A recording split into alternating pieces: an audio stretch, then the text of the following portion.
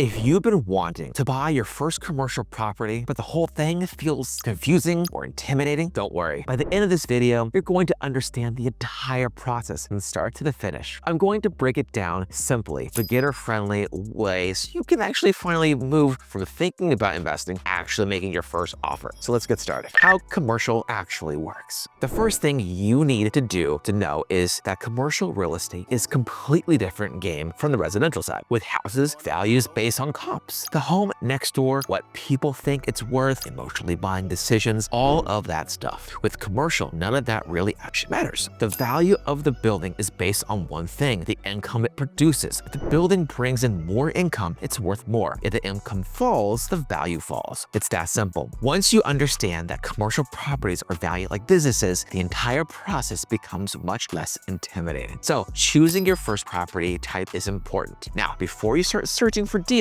you need to get clear on the type of property you actually want. This will save you hours of wasted time. Here are 4 beginner-friendly options. Small retail, storefronts, barbershops, cafes, or the office condos, one unit inside a larger office space. And number 3, flex spaces, warehouses with a small office attached and super versatile. And number 4, small multifamily commercial, anything 5 units and above. So choose the right one and ask yourself, who do I want as a tenant? Do I want something stable or something I can improve over time? A lot of the first-time investors start with flex or small retail because they're straightforward, predictable, and in high demand. So, did the numbers actually drive the deal? Once you actually pick your property type, it's the time to understand the core numbers. These are simple. Once you hear them, they are the foundation of commercial investing. Number 1 is NOI, net operating income. This is the income the property brings in after expenses. NOI is everything. It drives the value. Number 2, cap rate. This is the return on the market in the asset type. The formula is value equals NOI divided by cap rate. Number 3, pro forma. This is what the income could be once it's approved or stabilized. Number 4, vacancy and tenant improvements. Vacancy affects your cash flow, and tenant improvements affect your upfront cost. You don't need to be a math genius. If you can follow these 4 steps, you can analyze commercial real estate. Where to actually find these deals? Most beginners start by scrolling through Zillow or LoopNet and then think commercial real estate doesn't have anything good. But that's because most good deals aren't online. Here's where the real opportunities come from. Local commercial brokers like myself, or Facebook groups for commercial real estate, public records, reaching out to owners directly, driving around and spotting empty storefronts for lease for signs, or what is going on downtown, and networking with business owners. That's also super important. Commercial deals are relationship driven. I've been saying this for a long time. The more conversations you start, the more deals you'll find, especially off-market ones. And how do you analyze a beginner deal? Let's walk you through a simple beginner example so you see exactly how the numbers work. You find a small retail building listed for $650,000. It has 2 tenants and it brings in $54,000 per year. Expenses total $14,000 per year. Here's how you analyze it. Step 1, calculate the NOI. $54,000 minus $14,000 equals $40,000 NOI. Step 2, look at the market cap rate. Let's say similar buildings in the area sell at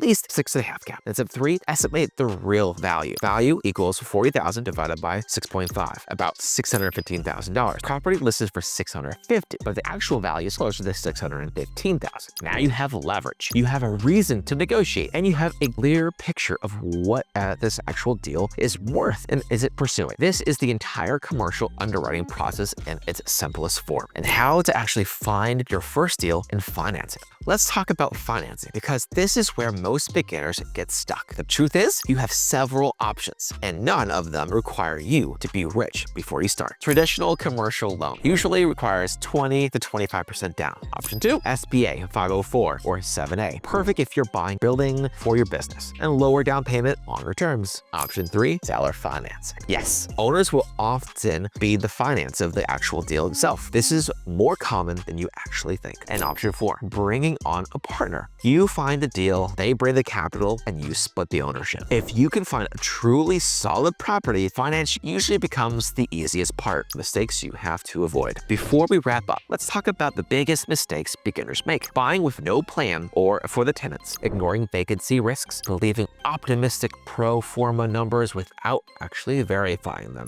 getting emotionally attached to the building, and trying to write commercial leases without a professional. Avoid these early and you'll set yourself up for long-term success. And that's the beginner roadmap to buying your first commercial property. If you want to go deeper in these sections, deal hunting, underwriting, negotiating, financing, just drop a comment and I'll make a part 2. Make sure you like the video, subscribe, and I'll tell you what market you're investing in and what it should be next. I'll see you in the next one.